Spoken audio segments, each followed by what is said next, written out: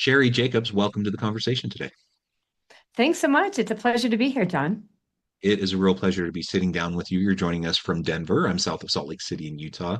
And today we're going to be talking about your recent book, The Unexpected Power of Boundaries. Just a thrill to be able to have a chance to sit down with you and talk about this. I am a big proponent of boundaries in personal life, boundaries in the workplace. I think this is so important. Honestly, one of my favorite things to do, like everyone else, I probably spend too much time scrolling sometimes. Mhm. But some of the content creators that I love scrolling are those that have content around workplace boundaries. And you may know some of the ones I'm thinking about, but they'll get like screenshots or text messages from people talking about their workplace conditions or toxic bosses or different stuff like that, and then they'll just talk through it and they'll talk about uh, the how ridiculous it is or how toxic it is or like how it should be handled or those sorts of things. And I love it because we just need to bring awareness to those sorts of things, and it's completely appropriate and completely healthy for somebody to stand up for themselves and to establish firm appropriate boundaries, to keep a healthy environment for themselves and for their work life, for their personal life. And yeah, this is what we're going to be exploring and discussing together today. As we get started, I wanted to share Sheri's bio with everybody. Sheri Jacobs is the author of The Unexpected Power of Boundaries, is a best-selling author, keynote speaker, and innovation strategist who helps organizations unlock their creative potential by rethinking boundaries, risks, and leadership. As the founder of Avenue M Group, she has partnered with over 300 organizations and surveyed over 500,000 people to uncover what drives real transformation and growth. And there's a whole lot more I could say about your background, but I'm going to pause. Anything you would like to highlight about your own path, your own background, personal context before we dive on in? Yeah, thanks, John. Actually, I do. So there's a fun aspect of my past career that has taken an interesting turn and a different turn, but I still do, which is I started as a photojournalist, worked for newspapers across the country, including in near your hometown, so in Ogden, Utah. And I even photographed Michael Jordan when he played for the Chicago Bulls. Awesome. And I remember when I was out in Utah, I photographed mutton busting at the rodeos out there. And today I actually take my camera and I travel to all seven continents and photograph wildlife, which to me is very similar to sports. Because you don't set it up and you try to capture this unique moment. But there's a lot of work around boundaries that enter into my creative life as a photographer, as well as my work life. I love that. I love that. And I love that creative background that now, comes into this more, business, corporate, strategic work that you do. I love that. I love that. Well, one of the things I always like to talk about with authors when I'm sitting down is like, why this book? Why now? Books are a real labor of love. Oftentimes, I don't know your backstory with this book specifically, but a lot of times they're years in the making. It just takes it's a long slog, a long, hard process to really get your thoughts out and get it out there into the world. So, what was it about this topic? And what was it about this book that you felt like you had to get it out there? Yeah, great question. So there are a couple things that all converged at the same time. So first, for the last 17 years, I've owned a research firm, and we have surveyed, as you mentioned, 500,000 people. And what I kept finding again and again in my research across every profession, from architects to healthcare professionals to bankers and lawyers, really every industry you can imagine, was that people would get stuck, right? They would have a challenge solving a problem. So I was curious about, well, what was getting in their way so that they could come up with solutions.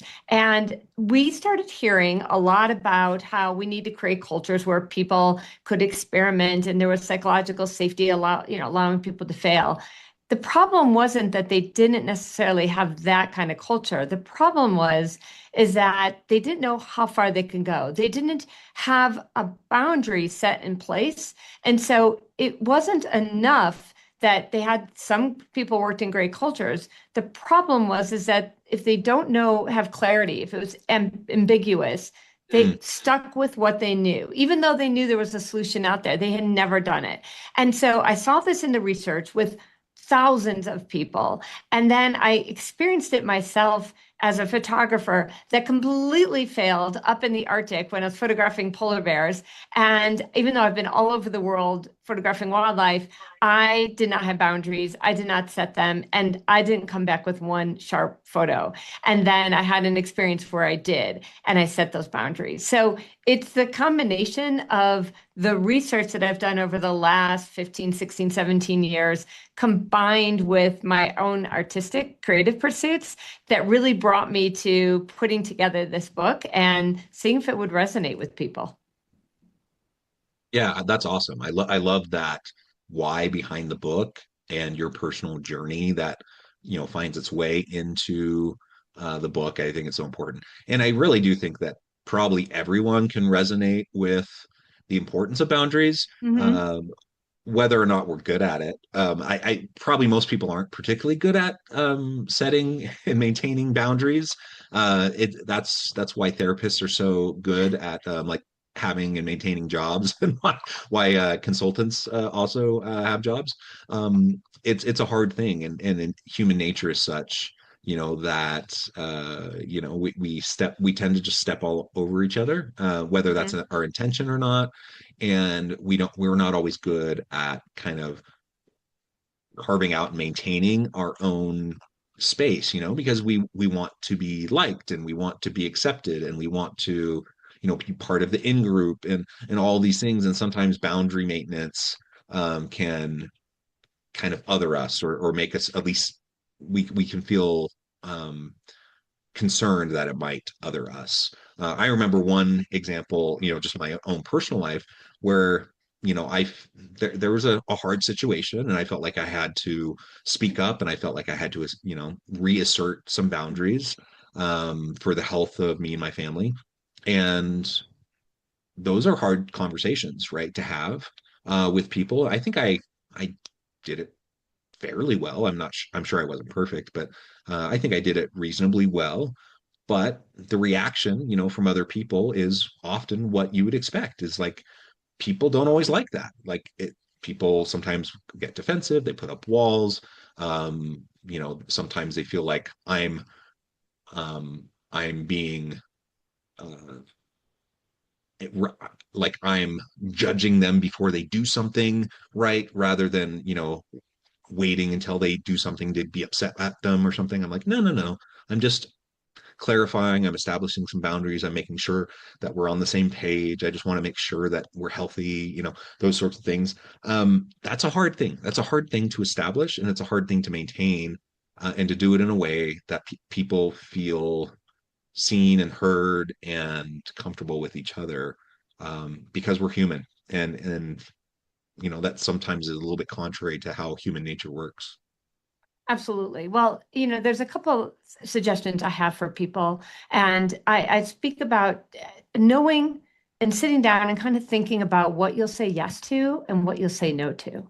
And a boundary is also what you'll say yes to.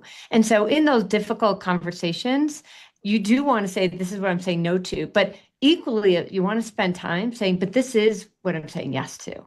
These are the things that I am going to do. And so when you're very clear with people around what you will and what you won't do, when you do that in work, when you do that in your personal life, when you have that clarity, people, of course, are going to push back at different times because they're going to have a reaction to it.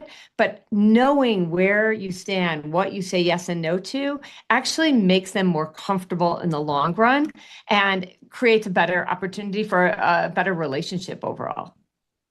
Yeah, it's about, shared expectations, and just clarity and open communication. I think ultimately just allows people to function better, right? So clarity, Mhm. you're in the light rather than moving through the darkness, right? I think ultimately, well, it can certainly lead to sometimes somewhat uncomfortable conversations. I'd rather have somewhat uncomfortable conversations proactively than having reactive, responsive, you know, types of negative conversations that have to happen after the fact, because pain and hurt occur, right? And that's often what ends up happening when there aren't clearly established, understood boundaries that are in place. Yeah, you said a word that I love. It's my favorite, one of my favorite words, which is actually clarity. And I often say when I give a keynote that business moves at the pace of clarity, and that growth happens at the pace of clarity, and relationships develop at the pace of clarity. When you have clarity in place, that's really when everything in your life grows. And that clarity, which is simple, when you said that word is perfect, is the key behind boundaries, because boundaries are being very clear about this is the areas we will work in. It's also about risk. So a lot of times people talk about their risk tolerance. And risk tolerance, as you know, John, is about how comfortable you feel taking a risk, doing something new, and that's when you see teams and workplaces go, I'm not sure about this, I'm not sure if we can try that or not. I actually think you're having the wrong conversation. What we need to shift from is from our risk tolerance to our risk capacity. And what I mean by that is our capacity to try something different, our capacity to take on something new, our capacity to run an experiment in your personal or professional lives, take on a new hobby, move somewhere, whatever it might be. What is your capacity to do it? It doesn't work because we know there's a chance it may fail and you can recover. And if you are actually having a capacity conversation with people rather than your comfort level, then you can make decisions of, what, we don't have the capacity if this fails. So we need to continue along this path. Or, oh, we do actually have the capacity to try this out. And if it doesn't work, it's okay. We've learned something. And one of my favorite things to say is that failure is knowledge earned. Failure is knowledge earned, because every time you do something and it doesn't work, you've earned and you've gained some knowledge, and that helps you grow as well. I really like that. And the clarity, so relationships move at the speed of clarity. Another way Mhm. of that, I've heard the same phrase, the same quote, relationships move at the speed of trust, right? Mhm. And I think clarity and trust go hand in hand, right? You can't Right. have trust without clarity. You can't have trust without boundaries.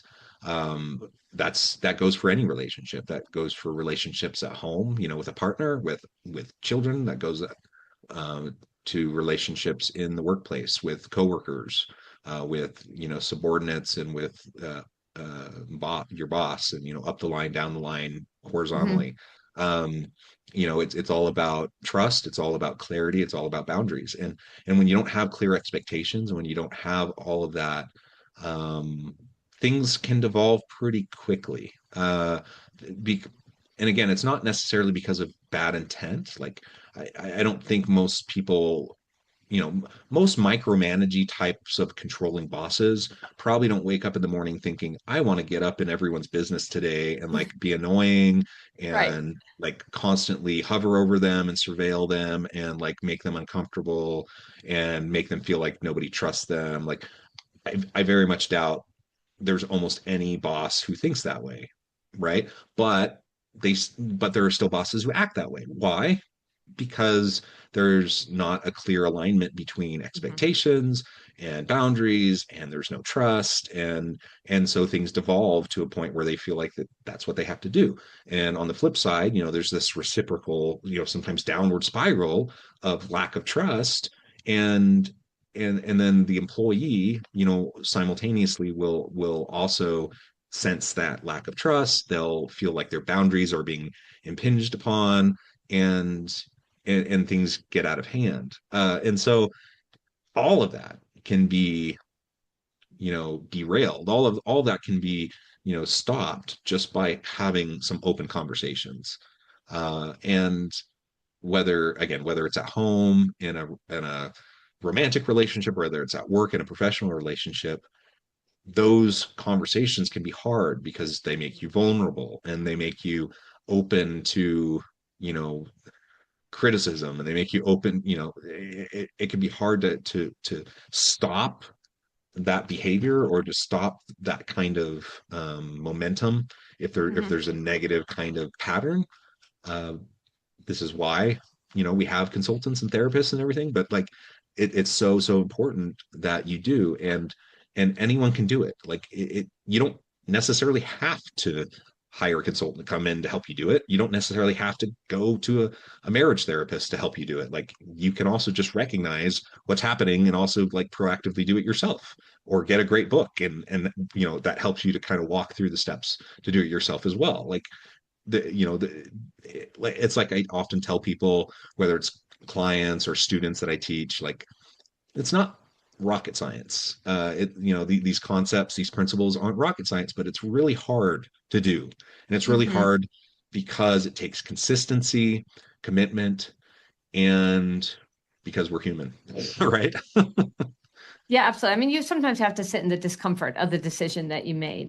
But as I have realized when I've interviewed people, I've surveyed people, I myself have experienced it personally when I'm out photographing whales or penguins out in Antarctica or the leopards in the trees in Botswana. Every single time that I have set a boundary personally, professionally, or even in my own hobbies and taking the time to pursue those hobbies, which, now right now photography is a hobby. It's not what I do, for a living. But in order to make space for that, for when you set a boundary, it's very different from sitting there going, I wish I could do this.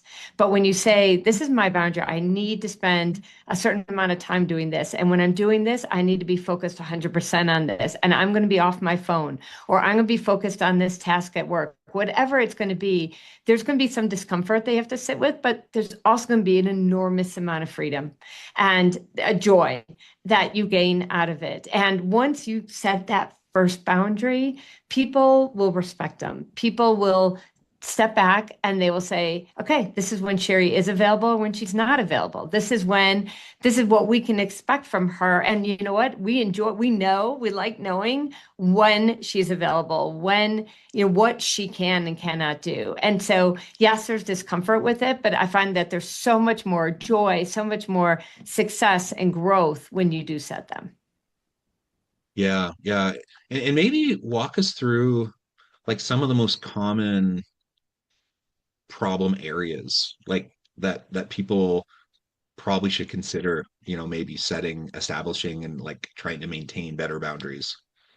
Sure. So, my book mostly focuses on the workplace Yeah. and really thinking about one of the phrases that I hear all the time, and I even hear it when somebody introduces me before, if they haven't read the book or if they don't know that the idea is the opposite of this.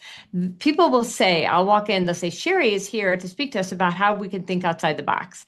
And I'm like, that's actually the opposite of what I'm going to talk about because that phrase is always thrown out there. And what it does to people is they go out of the box. Well, how far can I go? What can I do with this? I don't know. So the examples that I give mostly in the book really do focus on what is the shot that only you can take? What is the thing where you bring value? What boundaries need to be in place for you to be able to take that shot, to provide that value?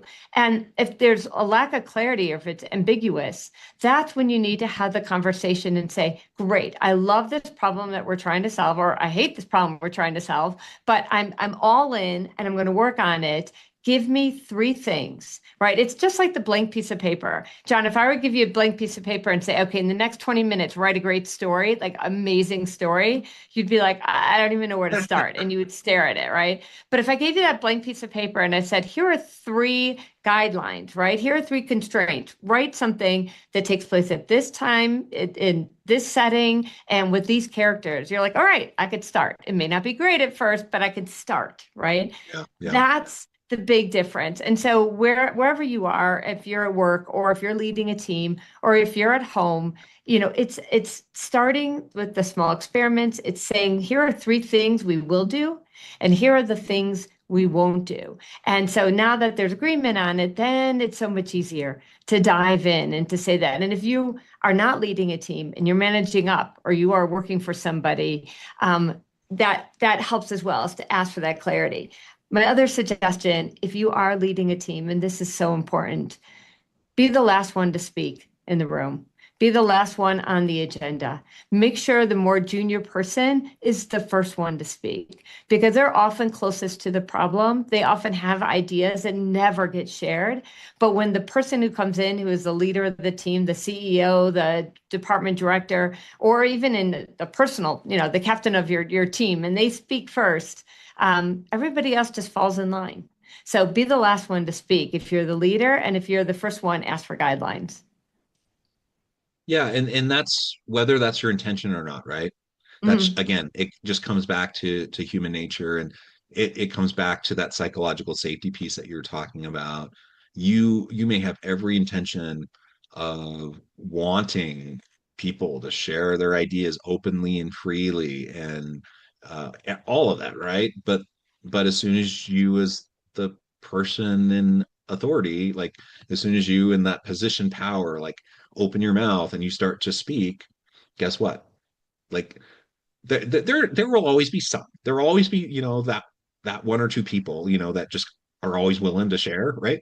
It seems like there's always those people in the group, but like most people, a lot of people, they're just going to go quiet at that point, because they don't feel comfortable challenging, they feel unsafe, or they just at that point want to please the boss, right? And so they're not going to speak up. And so I think that is fantastic advice. Um, Sheri, I know there's so much more we could get into with the book. We've really only scratched the surface here, but I guess that's why it's wonderful that you have a book that people can get and to dive into. I know at the time I'm going to have to let you go here in a minute, but before we wrap things up, I wanted to give you a chance to share with the audience how they can connect with you, find out more about your work, your team, where they can find your book, and then give us the final word for today. Okay, great. Well, you could find me at SheriJacobs.com. It's SHERI, SheriJacobs.com. And on there, you can find the book. You can find the book on Amazon. You can find it in Barnes& Noble and other leading bookstores. So you could purchase a book, Audible, the Kindle version, or the hardcover, depending on how you like to read. And you can find me as well if you're interested in connecting with me or on LinkedIn as well. And so one final thought, and I mentioned it just a minute ago, but I'll say it again, which is the greatest thing about boundaries, because that is the process. It's what's the outcome? The outcome is when they're in place, then you're able to take the shot that only you can do. And whether it is you running a company and you're looking for what is our value, how do we stand out? If you're applying for a job, if you're just a college grad and you're looking, at jobs and you're trying to stand out, whatever it is that you are trying to do, there's a shot that only you can take. There, you have something special, but in order for you to show that, you need to define this is where I excel. And this is where I don't. And this is where right now I am looking to put my focus because that will help you grow in whatever it is that you're pursuing. I love it. I love it. Sheri, thank you so much. It's been a real pleasure. I encourage the audience to reach out, to get connected, find out more about what Sheri can do for you. Check out the book. And as always, I hope everyone can stay healthy and safe. They can find meaning and purpose at work each and every day. And I hope you all have a great week.